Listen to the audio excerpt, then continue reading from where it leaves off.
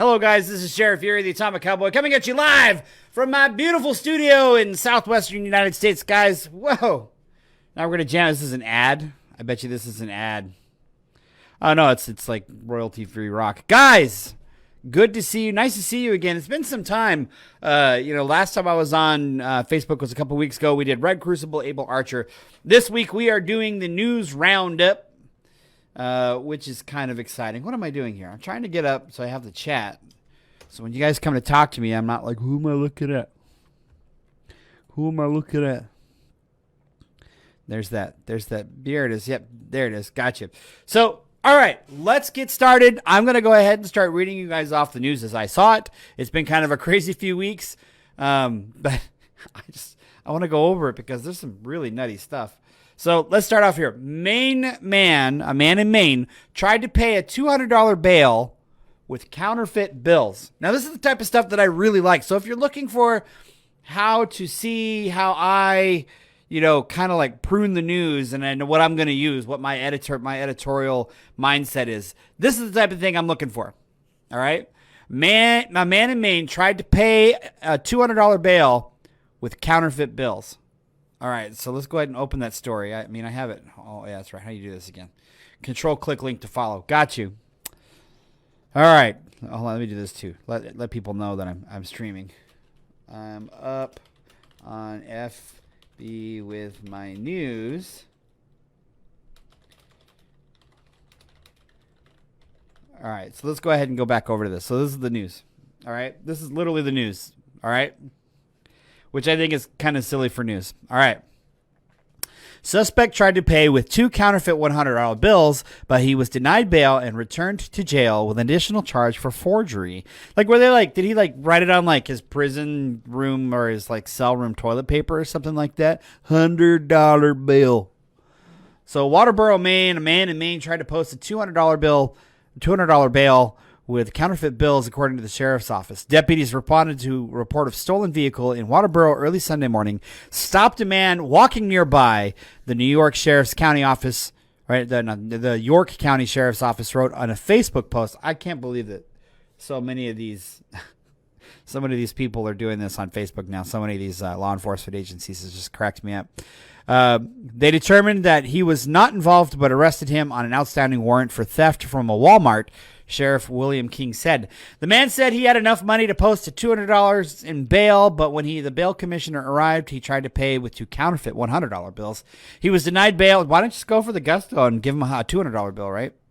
He was denied bail and he was returned to jail with additional charge of forgery. The man was able to post $100 in bail later in the day. The sheriff's office said his court is scheduled for August 4th. So this happened. When did this happen? This must have been recently, right? Yeah, this is the 29th of June. So this isn't that recent, but hey, at least we have it, right? Let me see. Next story. So there can only be one. Battle of the Joshes brings hundreds to Nebraska. This is kind of a wild one, too. I like this one.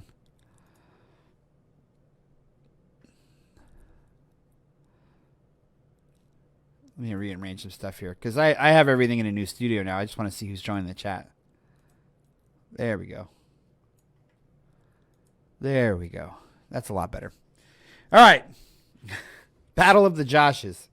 This one's kind of crazy. This one I think I'd just go and watch. Maybe I'll change my name to Josh just so I can go participate. Sheriff Josh. Oh, there's women in here too. Okay, cool. Some have called it Josh Fight or Josh Battle Royale. Others will remember it simply as Josh versus Josh versus Josh versus Josh.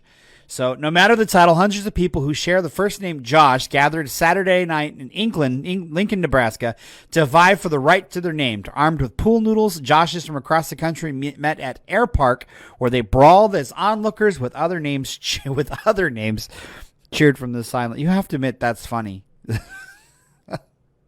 Let me read that again. Armed with pool noodles, Joshes from across the country met at Air Park, where they brawled as onlookers with other names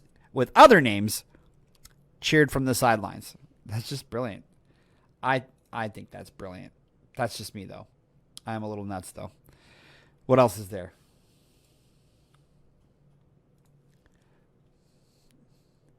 In the end, it was a 4-year-old Lincoln resident, Josh Vincent Jr., dubbed Little Josh by his peers, who was crowned the winner. They let a 4-year-old win? How cool is that? The idea for the event began with a Facebook message the event's organizer, Josh Swain, sent last year under what Swain referred to in a Reddit post as a spell of pandemic boredom. The 22-year-old college student from Arizona started a group message with as many people he could find on Facebook who shared his first and last name. That's great. In doing so, he joined many others who have sought out their namesakes online, but Swain's message had a twist and an invitation to his named doppelgangers for a duel to the right to be known as Josh Swain, complete with a date, April 24th, 2021, and a random set of coordinates. So, okay, that's kind of cool. This happened on my birthday, or right before my surgery, not my birthday. We fight. Whoever wins gets to keep the name, he said. Everyone else has to change their name. You have a year to prepare. Good luck. That's actually really funny. The message was a complete joke, Swain said in a Reddit post, but after sharing screenshots of the conversation on Twitter, the internet responded with meme-filled fervor, enough to convince Swain to make the journey to Lincoln, Nebraska to defend his name. At Saturday night's event, which doubled as a food drive and fundraiser, awesome. Guys, good job for doing that. Josh Swain's, you guys rocked it. Good job. That's a really good idea, actually. Let no opportunity go unwasted. So at a Saturday's event, which was dubbed a food drive and fundraiser, there was not one, but two Josh Swains at Air Park. The original coordinates Swain selected happened to be located in the middle of a farm, so he moved the location to a more public setting. The named twins of Josh of Arizona and Josh of Omaha, Nebraska, duked it out to be known as the permanent Josh Swain in a tense battle of rock, paper, scissors. With a final rock beat scissors, the event organizer emerged victorious. Good job! This is so much fun. Oh my gosh, the Swain Bowl, that's great, was followed by a pool noodle fight, which was open to any person with the first name Josh and later. People of all names who wanted to join the mayhem.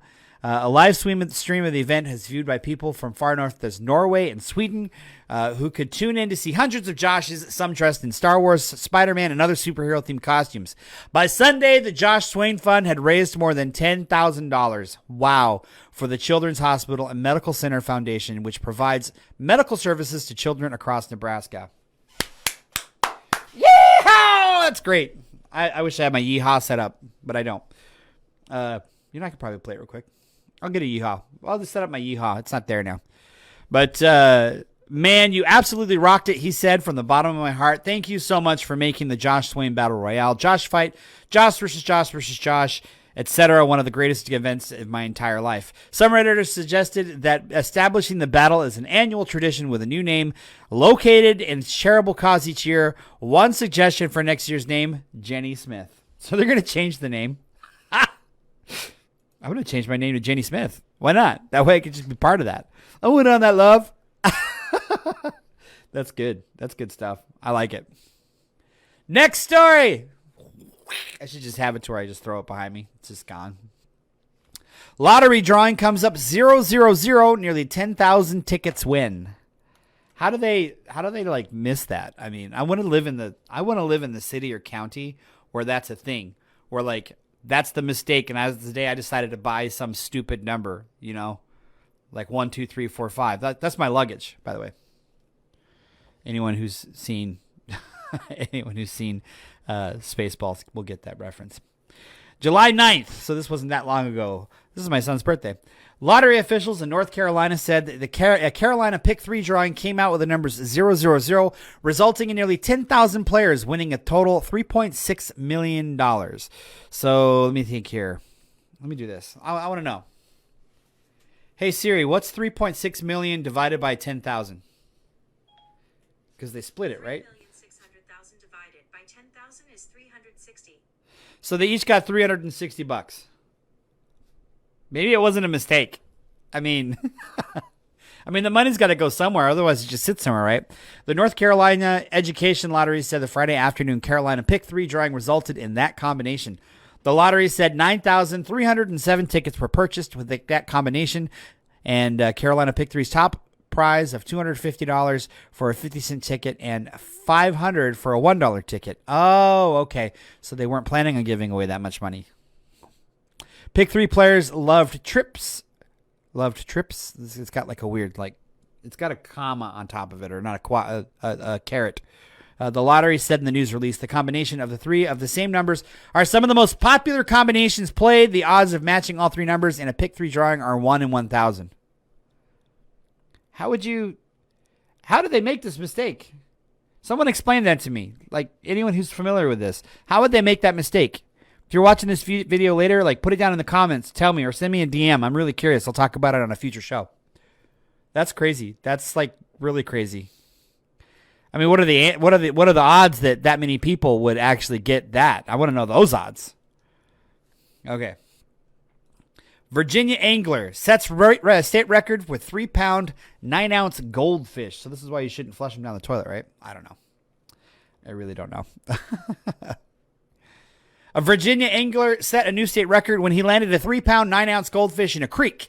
The Virginia Department of Wildlife Resources said Jeremy Fortner was fishing in Hunting Creek, a tributary of the Potomac River, when he caught the 16-inch long goldfish. Holy bejesus. Man, imagine if it was made of gold.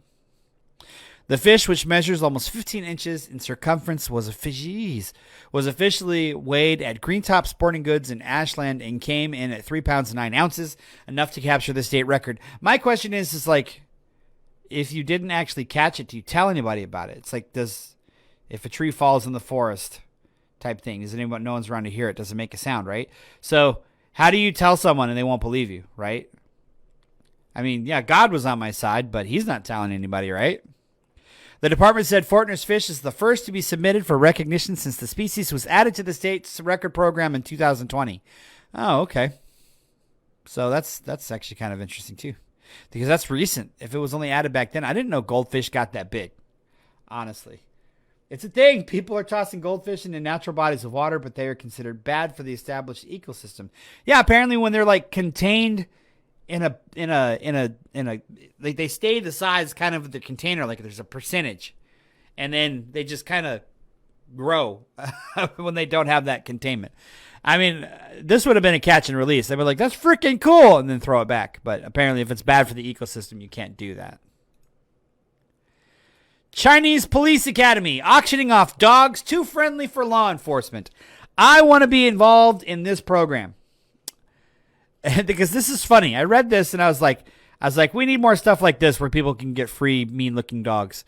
And these dogs are cute. I will post this on my Facebook page. Actually, I'll post the article right in the chat because this is interesting to me. Too friendly for police training. A police academy in China announced it is holding an auction to find new homes for 54 dogs that flunked out of the program by being too gentle for the career in law enforcement.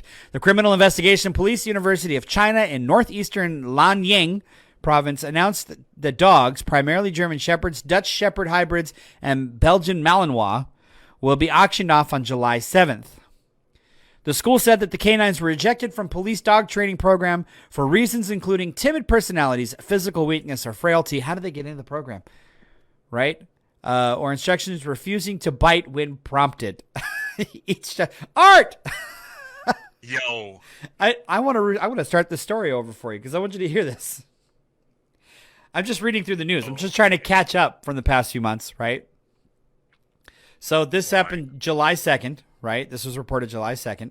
So Chinese Police Academy auctioning off dogs too friendly for law enforcement. I mean, it makes me want to live in China. You know what I mean? Like, really?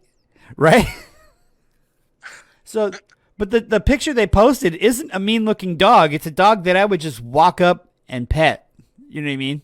So I understand. Like, if you're like a criminal, would you be like, no, I'm not. They could use that to their advantage. Like, how did you catch him? It's like he was petting our dog. Right? Totally.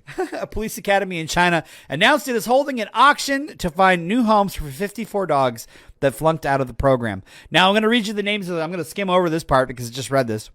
But they're German Shepherds, Dutch Shepherd hybrids, Belgian Malinois. Oh, wow. So those have to be trained to... The Malinois were actually friendly? Yeah, that's weird. I heard that they're kind of aggressive, but they're obedient. They're one-person owner, and they don't care if you're family or whatever. come over, it's just you, and that's all they want to be around. They're murder dogs at that point. Yeah. The school said the 1000%. canines were rejected from the police dog training program for reasons including timid personalities, physical weakness or frailty, failure to follow instructions, and refusing to bite when prompted, and failure to vote for the Communist Party. That's crazy. I added that part. I figured you did. Each dog starts at about $30, with bids increasing by $7.70 until the auction ends. The school says buyers must sign an agreement to following government regulations for the proper care of canines, which the new owners will be prohibited from reselling or otherwise rehoming. Well, that's not too bad. I think that's cool. You know, the dog, they have to prove that they're keeping the dogs. Like here in the U.S., I posted a story on my personal Facebook page. Do you remember that, Art, a few weeks back or a few months back when I was upset because families were like buying for government subsidies, taking onto their personal lands wild horses, and then they waited the year to get their like $1,000 check for taking the horse, and then they just sold the horse off to animal meat or for like dog food. What? And that made me so mad. I mean, sheriff is in my name, and I say I'm from the Southwest, right? And then I find out these people, like, you get 4 horses, is what the program says. You get 4 horses, right?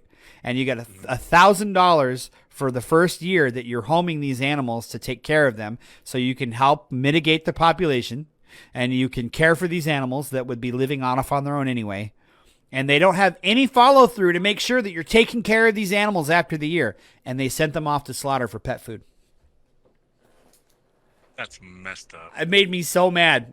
And the people that were in this story, that their information is public because they took advantage of a government program. Their names and stuff is public. They got 20 horses because they had like their kids go and like sign up for the horses too. And they refused to comment. They wouldn't talk to like the news or anything like that. Wow. So ridiculous, right? Yeah. So, how was your trip, by the way? It was good. It was good. Yeah? There's some Good to get away. pretty pictures you posted. I tell you what. I tell you what. Yeah, no, weather was great. I mean, oh yeah, everybody's like, oh, it's humid, blah, blah. I was like, yeah, but it's 80 degrees and it's got a breeze. So I win. Did you swim a lot? Not really. Did you get in the water at all? Yeah, we got to the beach for one day. Was it cold? No, it was a nice 75 degrees. 75 degrees. That I would swim in that. That was at I've the swam in colder, shoreline. but so probably deep. It's colder out deeper, isn't it? Yeah, so I could, because I'm the giant that I am, I was walking out like 7 40 or 50 feet 2. 40 or 50 feet from the shoreline. And, just kind of like on the balls of my feet, basically. But still able to stand more or less. It was nice. It was probably like 72, 71 degrees. That'd be really nice, actually. I've swam in colder in a swimming pool in Arizona, but Yeah. like in the winter, it's like whatever. I mean, just jump in the icy water. It's 50 degrees. Just do it. Because everyone's balled up enough to do that, right? Like, let's just do it. Yeah. So why not? I mean, this sounds cool. We saw dolphins while we were out there. Oh, did you really? Yeah. They were out there and like, there was at least 2 Were pods they that we were could they tell. Oh, not the Miami Dolphins. No. I don't know. I'm not even a football fan. Although I have been watching the Suns game. So Yeah. I don't know if you watched it last night, but it was like a total choke at the end. They announced it on the plane on the way in. Did everyone sigh on the plane? Not really. I don't even think anybody was paying attention. Did you sigh? No, I just knew that they would go to 7 games Well, yeah. because it's like speed racers. They gotta. But it's going to be hard to win in Milwaukee. Their fans are just as obnoxious as our fans. You know what I mean? Yeah. So we'll see what goes on there. I have another story, actually, that you might find funny. Okay. A man doing math on a flight is questioned by security for scribbling a foreign language. So it sent off terror alarms on the airplane. And it's like quadratics and stuff like that and like higher math, right? Right. The unfortunate story of maths whiz and a nosy airplane passenger has resurfaced across social media. Oh, this is 2016. This has happened, so it's come up again. And so people are reporting it like it's just now happening. Back in 2016, Italian-born University of Pennsylvania economics professor Guido Menzio found himself in a sticky situation before taking off on an American Airlines flight from Philadelphia to Syracuse. Oh, he's going to Syracuse. That makes sense. That's for you, my friend. I know who you know I'm talking about. Granted, solving a tricky math equation isn't everyone's cup of tea, but when they're on a long flight, but this is Mencio's entertainment of choice, so fair play to him. He had been sitting next to a woman on the plane who at first said she felt unwell, so she had to be escorted off the plane, when in fact she just wanted to raise concerns about Guido's scribbles on a piece of paper, which turned out to be math. What does it say? That expressed concern to see if the woman was okay. Little did he know. It was at this point an awkward conversation took place between the captain and Mencio to confirm that the scribblings of a foreign language were just maths. So what did the lady, it doesn't say in here. The pilot seemed embarrassed. That's it. Yeah, but they delayed the flight then, right? Yeah, they had to have delayed the flight because the pilot had to come out of the cockpit. So, but apparently Reddit went nuts. You know, I post a lot of Reddit now, right? Right. So this is funny. People are posting like weapons of math destruction, right? Or it's algebra, not Al Qaeda. Yeah. And hey, by the way, Jeep is announcing that it has a new Jeep that will be able to drive under almost 40 inches of water. Okay. Because of its electric drivetrain. So basically you could submerge a vehicle. And they have a picture of this Jeep underwater. It's kind of terrifying. You know, can you imagine like, you know, swimming underwater and someone's down there with a Jeep? Want a beer, bro? So electricity underwater. Yeah, it's a sealed system. I mean, they have to seal it anyway. Like if you think like Teslas and stuff like that, you know, where like if you're driving through water, you can't have the car short out. You know, I can't take this car to Mars like this.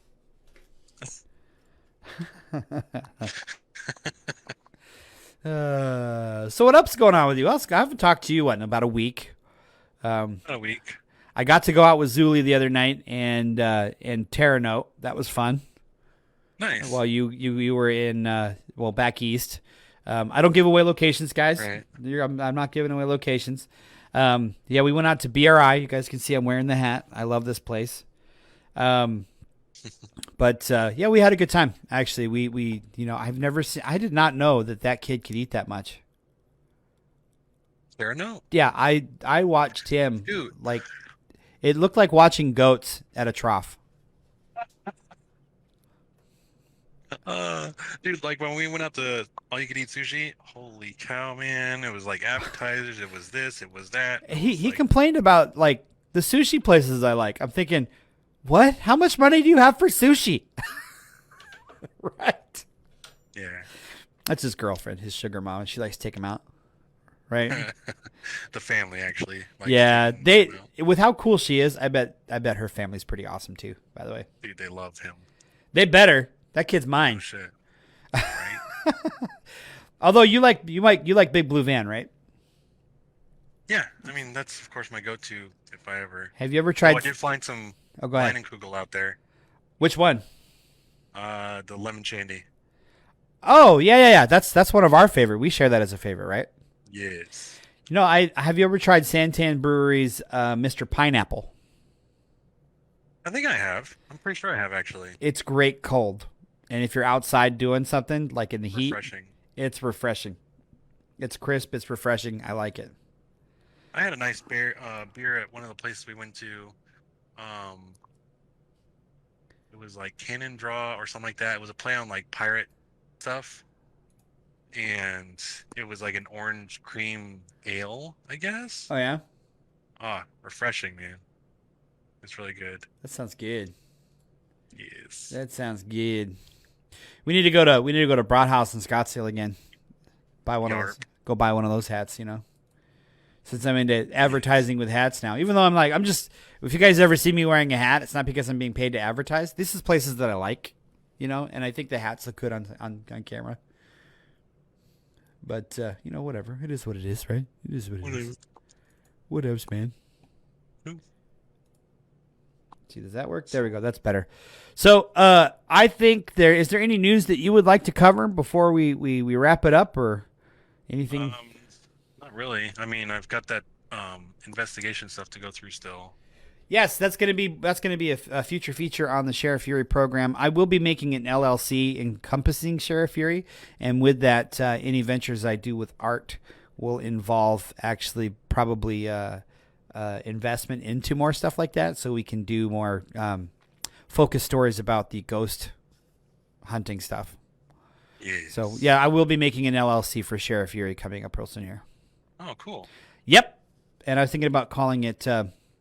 Don't say it online. Once I get my LLC, I'll tell you guys what it is. All right. probably, Gotcha. probably a good thing. But you said give us a brief synopsis. You guys went out to a jailhouse in a county in Arizona. You want to talk about it real quick, briefly? So it was not the jailhouse. Okay. Our hopes was that they were gonna be short on people at the other two places and just kind of combine it into the Gila County jail. You can mention whatever you want if it's in this state. I don't care. I just don't want people to Okay. know about your travels. That's your private life. Gotcha. Thanks. But instead it ended up being at the brothel, which has now been turned into like little small businesses upstairs of another business. So it wasn't too big. I mean, we got to investigate one, two, three, like 6 of the rooms basically where the the what was it, women of the night, or the tainted doves as they call them, or whatever. Tainted doves. I kind of like that. I know what you're talking about. You're talking about the red light special, basically. Yes. Yeah. So So a brothel, that's where they make soup, right, for the community? I mean, because personally, I'm a big, beef brothel guy. I think you're more in a chicken brothel right now. I don't roll your eyes at me. I can feel it. I can totally feel it. jeez. And you said the power went out. You were like, tell that story real quick, though, because I think that's pretty cool. Dude, so we're sitting in the room waiting for our turn. We're at the front of the place and we're just chatting with the main investigator that was there.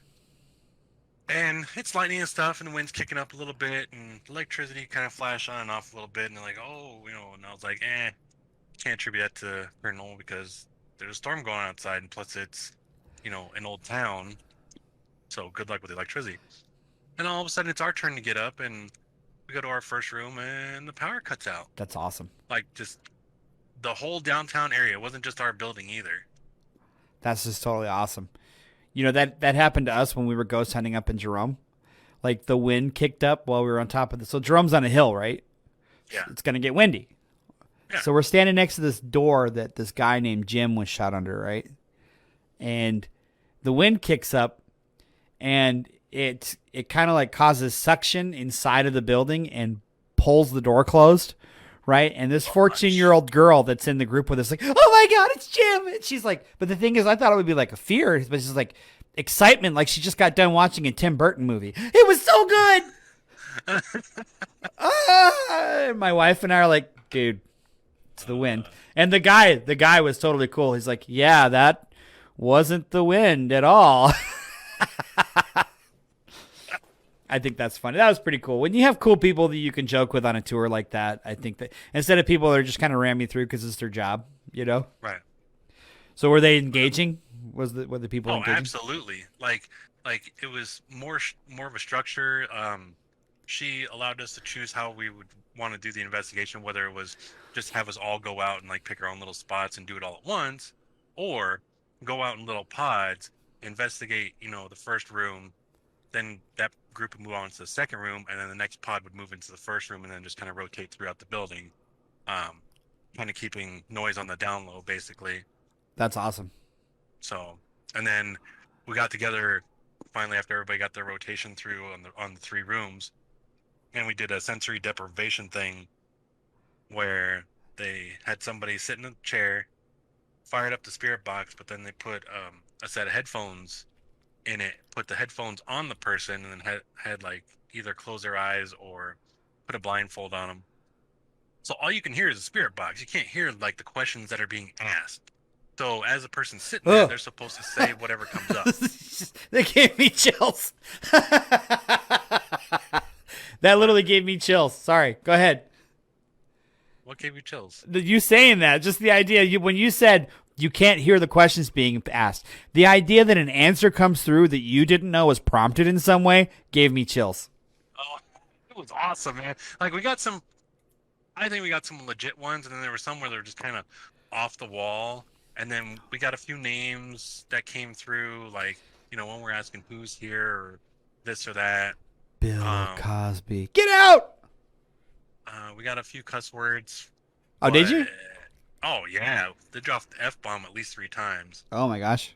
So the crazy thing about that, though, is when Zuli, Terranote, and myself were in the room on our own doing our EVP stuff, I bumped something or I dropped something out of my lap, whatever, and I dropped the F-bomb, and they're rolling with like one of their cameras in the room, which come to find out, it was in there for 14 seconds, and then it powered off. Wow. So, like, she even went back in just to make sure, because I guess she had one of the guys that normally goes on the tour or whatever there set it up. She went back in right after he set it up. It was all good to go.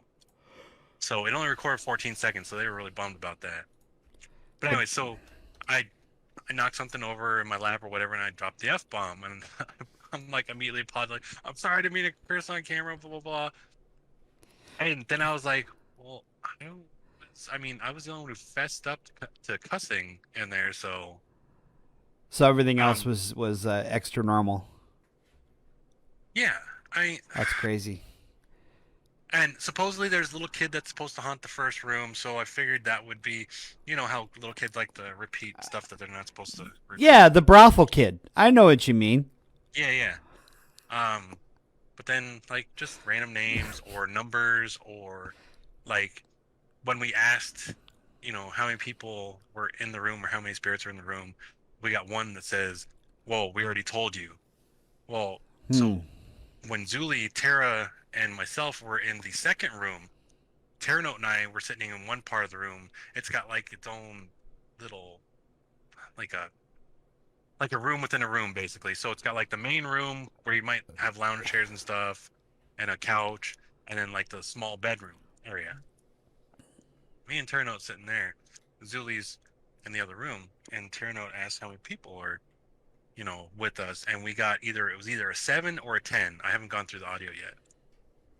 But we knew it was one of those 2 numbers. So then Terranote was the one who asked it in the first room when we were doing the sensory deprivation, and that's the answer he got. And me and him just kind of looked at each other like, okay. Wow. So Wow. the correlation on it was kind of nuts. That's kind of crazy, actually. I do like spooky stuff like that, though. I got some neat video. I mean, I've got a comparison video, luckily. Like, at one point, my IR camera finally ran out of battery life, and I need to bring a charger for that. But, so I was using my cell phone. And on the cell phone, I mean, you can tell the difference between, dust. Like, it's coming up in all different Dust directions. and orbs? Yeah, there was a big difference. Did you get any ectoplasm? We'll No, always nobody make that was joke. smoking. We'll always make that joke. Now, you know what I'm worried about, by the way, is that I'm going to be remembered in the future as the guy that said, oh, yeah, the brothel kid. Been worried about it since I said it, so, oh, well. You'll be all right. The brothel kid. That's what they think is there's a kid that haunts in that first room. Well, no, they're not so certain. if a woman in the Wild West had a child out of wedlock, what are they going to do?